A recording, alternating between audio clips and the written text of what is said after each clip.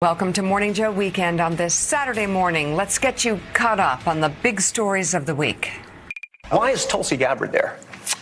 I don't know, but, you know, a lot of the cheating comes from it's international cheating. You have people, they say, from China. We have our director of national and international intelligence, Tulsi Gabbard, who's doing a great job. Where's Tulsi? She took a lot of heat 2 days ago because she went in at Pam's insistence. She went in and she looked at votes. President Trump yesterday explaining that Attorney General Pam Bondi sent Tulsi Gabbard to Fulton County, Georgia last week for the FBI's raid of an election office. That's one take on it. But on Wednesday, he told NBC News he didn't know why the director of national intelligence was there. The shifting stories. That's true. There are about 4, 5, 6. There are several different stories on why she was actually there. Look at this. I'm seriously. Are you guys kidding me? Tulsi Gabbard down in Georgia seizing voting. Are you this stupid? Picking up the phone. Are you this stupid that you think you're going to get away with it? Are you this stupid? Why are you so stupid? Why do you do things that hurt Republican candidates in the state of Georgia, hurt Republican candidates across the country, and are always overturned by judges? I've got to say, and you know, Allie's last story was about the president saying, okay, well, we'll give you that funding. We'll restart the funding for desperately needed transportation between New Jersey and New York to help people on both sides of the Hudson be able to commute better.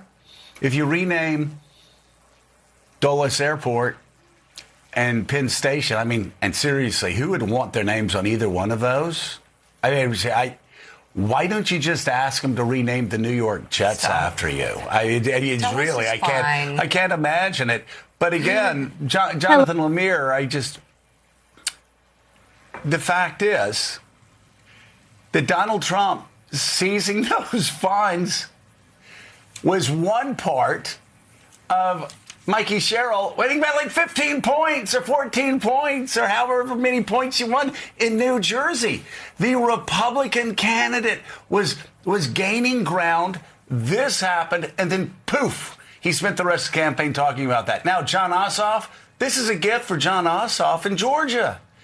You look at New York State, it's going to be, again, critical for the Democrats taking over the House of Representatives.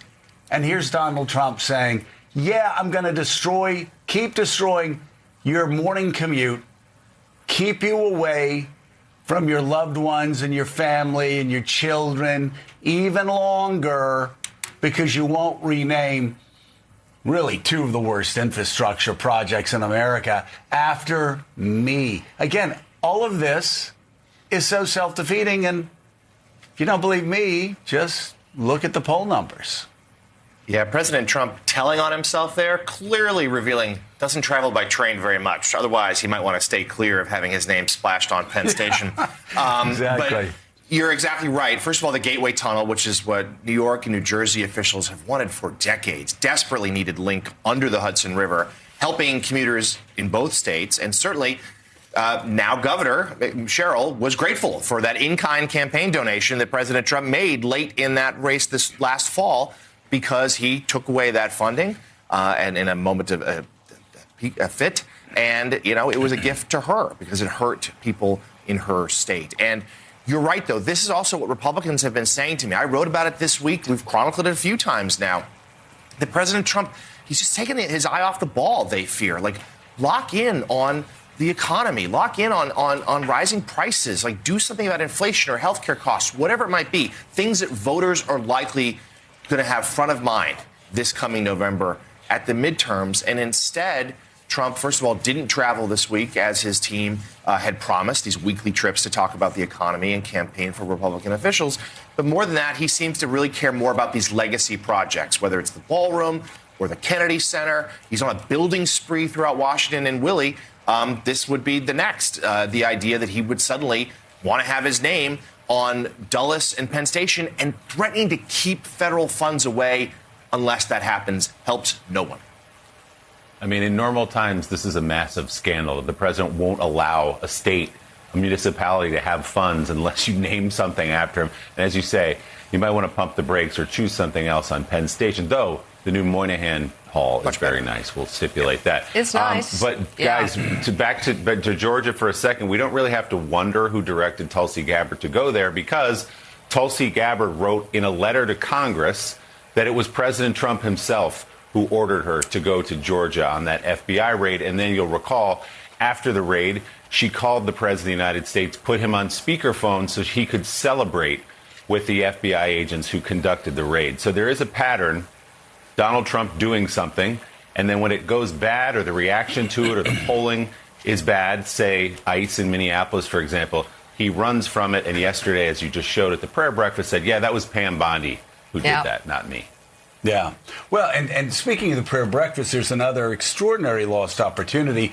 Here's something that, I know the people who run it, been a part of it. When I was in Congress, it was a wonderful time. Even when Bill Clinton was going through impeachment, I mean, it was we would come together, we would talk, it lessened the tensions. The president, other people would talk about their faith, and it was a good time to come together. Yesterday, you had the president attacking Republicans that voted against him, Thomas Massie especially, attacking Democrats, saying, I don't know why any Christian would vote for Democrats when, in fact, because they oppose me all the time, when, in fact, there are a lot of people that actually were raised in the church asking, why would anybody support so many of these Republican policies that run completely counter to Jesus's direct, unambiguous teaching? You got Mike Johnson, like Christ explaining the Bible to the Pope because the Pope dared to actually quote Jesus's words. You could go on, and then, Willie, Donald Trump's coalition, the Republicans' coalition, is not crumbling from the edges. It's crumbling from the center. He's losing the independents. He's losing, of course, Democrats that may have voted for him. He's losing working Americans that voted for him in the past. And everything he's doing is causing that collapse in the center to continue and drive his numbers and Republican numbers down. And, of course, overnight, he put out a Truth Social post that was a racist post depicting the former president of the United States and First Lady as monkeys, as primates. And, that's only going to hurt they're sitting there thinking, oh, we're going to own the libs. Oh, we're going to make the libs mad. No, they'll be so triggered. That's not what happens. I mean, at this stage, all you're doing is hurting the Republican Party. All you're doing is hurting your support in the center. All you're doing is making sure Democrats have a great off-year election. All you're doing is making yourself look pathetic, Republicans, for not standing up to this open racism and bigotry. Still ahead on Morning Joe, our next guest says billionaire Jeff Bezos and Washington Post publishers Will Lewis are taking steps to kill everything that makes the Washington Post special. The Atlantic's Ashley Parker joins us for more on there when a Russian missile hit a Ukrainian playground and killed 9 kids. I was there on a fishing boat in the middle of the South China Sea when Chinese Coast Guard ships showed up to assert their claim over contested territory. I was there when the Taliban tightened their grip on Afghanistan. I was there in January 2020 outside of Wuhan when China shut it down to contain a mysterious virus. I'm in Kfar Aza, one of the frontline villages that was just cleared of Hamas fighters last night. International reporters are your eyes and ears around the world. Washington needs us. The world needs us. Jeff, please save us. Save the Post. That was part of a video posted on social media last week by the Ukraine bureau chief for the Washington Post, Siobhan O'Grady, begging billionaire Jeff Bezos not to cut the paper's foreign department. Those layoffs were among hundreds announced across several departments in a move affecting nearly 1/3 of the iconic paper's staff, including some journalists still actively in the field. Reporter Lizzie Johnson wrote on X that she was laid off while still in Ukraine covering the war. I can't. I mean, come on. It really is remarkable. I'll tell you what else is remarkable. Just the heartlessness, the cruelty. It's unnecessary. He's a billionaire. Well, it's unnecessary. It doesn't have to happen. I'm talking about the stupidity that I saw yesterday by people on the MAGA right going, well, they deserved it, their work. Yes. Now, seriously? Now, what happened was Jeff Bezos lurched, running desperately in the arms of Donald Trump after Donald Trump got elected. And he decided they were going to change. First of all, they were going to get rid of an editorial endorsing Kamala Harris at the last second, and then try to change their ideological viewpoint. Now, I mean, people can say, you're only appealing to 40% of the country that might be center left. Now, probably more like 45 now, probably more like 50% of the country that's deeply disturbed by what's going on the right.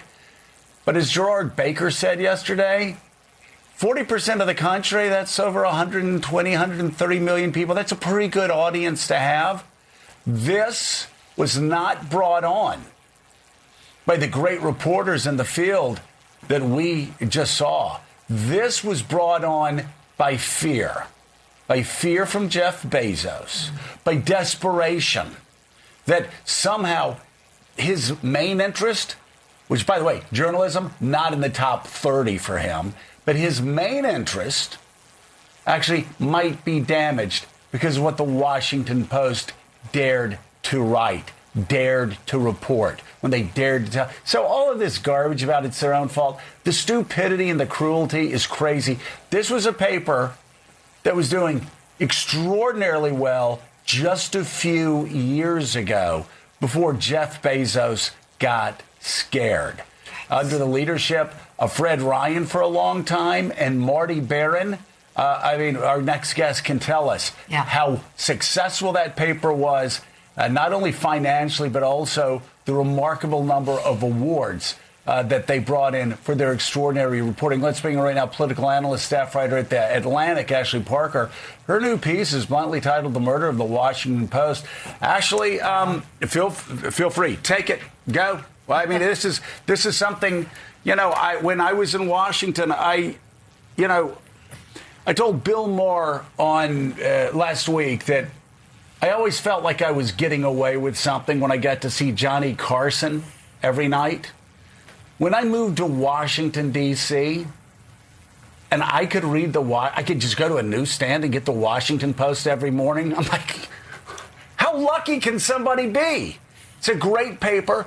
It was a great paper up until about a year and a half ago. Talk about what happened. I mean, I would argue first it still is a great paper, and they are absolutely gutting it for no reason. But look, it seems very clear that Jeff Bezos wants to curry favor with Donald Trump. And, that is his right to do so on the editorial side. It wasn't good business. It lost a lot of subscribers, but that is his right. But the irony is, if he has been reading any of his own paper's coverage of Donald Trump going back to the first term, he should understand that this is a fool's mission. Trump will never be satisfied. If the day that he is hoping to get the Blue Origin contract from NASA, there's they say they're doubling down on politics. There's a political story that Donald Trump doesn't like. He will still be punished. So this is all for nothing. That's the first thing. The second thing is, as an owner, Jeff Bezos deserves a competent publisher. And if his goal is to run the Post into the ground, Will Lewis isn't even equipped to do that. So he's being ill-served by his current publisher, regardless of what his mission or his goal is. But what I really wanted to capture in my piece is not just, as I write at the beginning, that we're witnessing a murder, but what makes the Post so special and what is really being lost. And this has been the Post before I got there, and this will be the Post since I've left. And even with all of these changes, is sort of the pulsing humanity that is at the core of that publication and the teamwork and the collaboration and the collegiality and what the Post was able to do, which most major newspapers have struggled, is to sort of keep that scrappy underdog sense of fun, sense of camaraderie, sense of we really love each other and our family that you have at a local paper while operating on a national scale among the best of the best. And that's what's being lost. Immigration enforcement tactics testified at Capitol Hill at a forum yesterday. No Republicans attended the hearing. Those who spoke included the brothers of Renee Good, the Minneapolis woman fatally shot by an ICE officer last month. They described deep grief and frustration that their sister's death has not led to meaningful change, despite national outrage.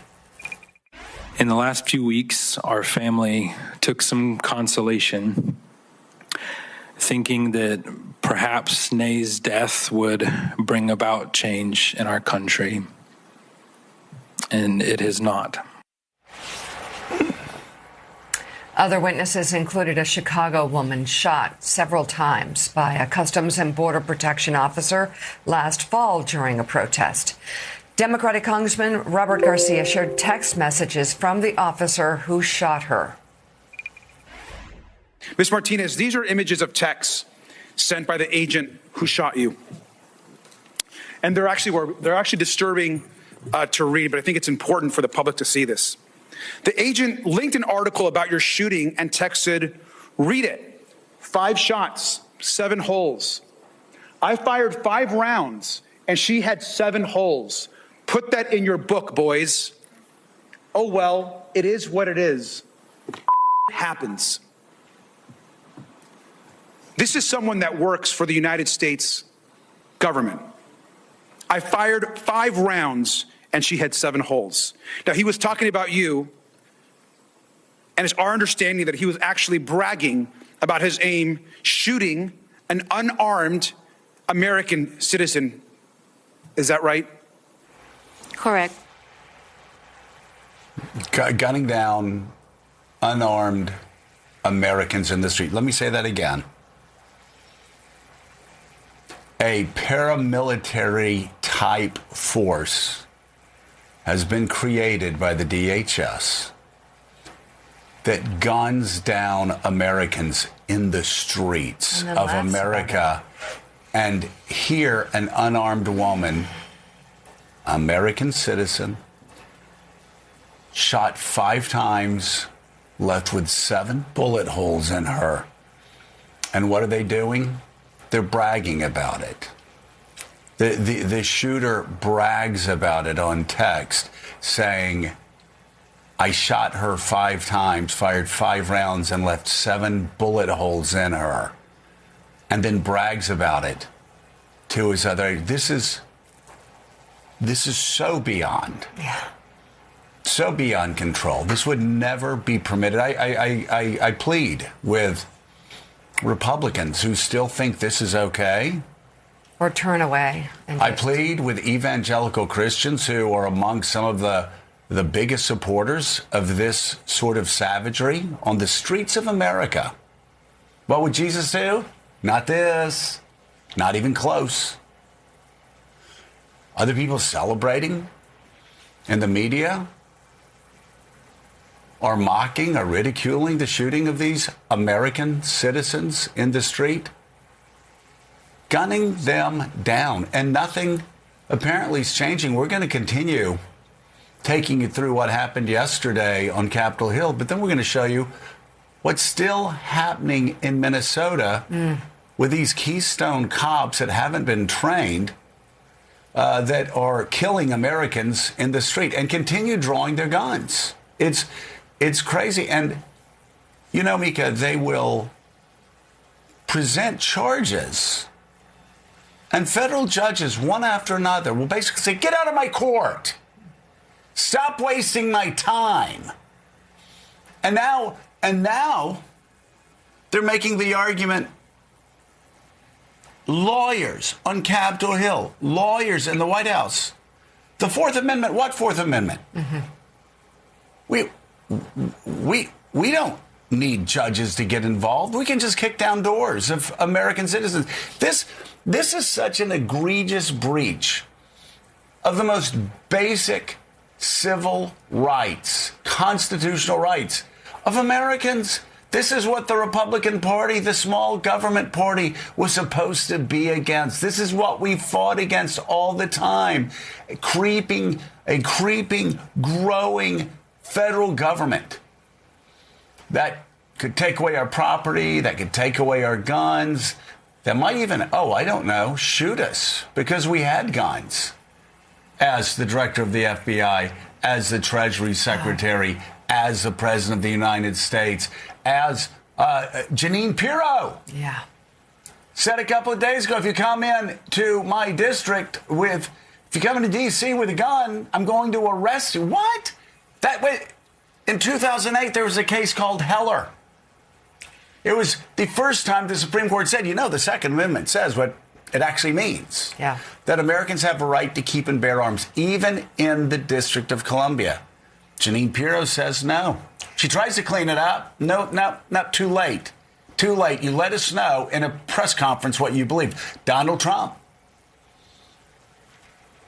Kash Patel, Scott Bessent. These people are talking like left-wing freaks. Do any of them, especially Ms. Pirro, remember January 6th? Well, a lot of weapons were brought into D.C. Well, and do they remember one state house after another state house after another state house where there were people that came with AR-15s and lined the halls of state legislature? Nobody shot them. The Biden administration didn't shoot them. And yet a Republican administration is saying if you have guns, we have a right to kill you. If you legally have guns, we have a right to kill you.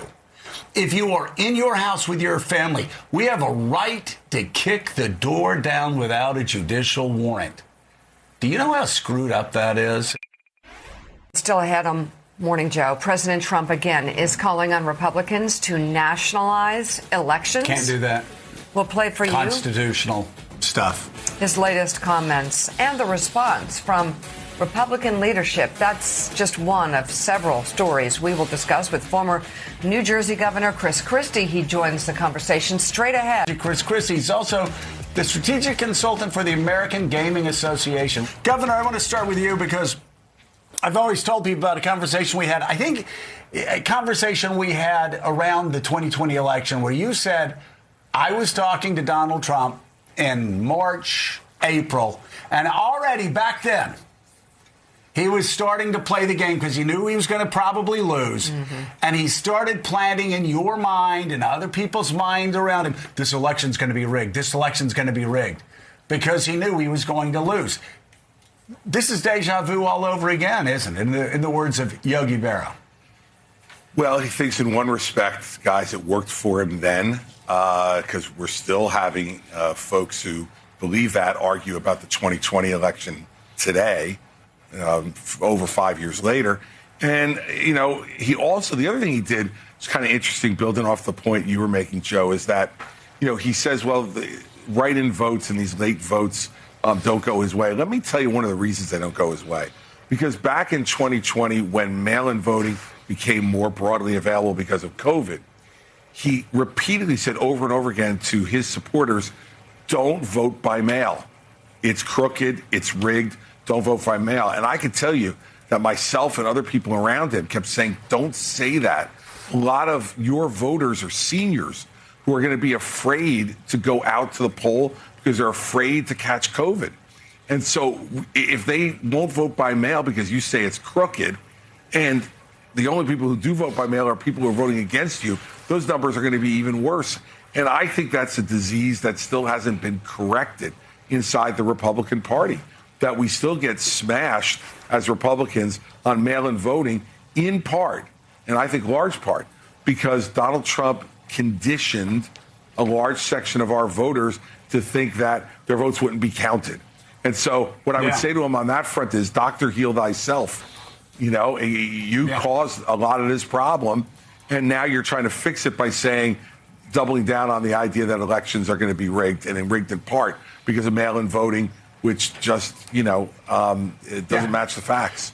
Chris, Chris, I don't know about you, but when I ran my 4 elections, I just absolutely wiped out Democrats in absentee voting, in mail-in voting. We focused on that, and we crushed Democrats. We always knew we'd win, I don't know, 2-1, 3-1 in early voting. That's why what you're saying makes so little sense.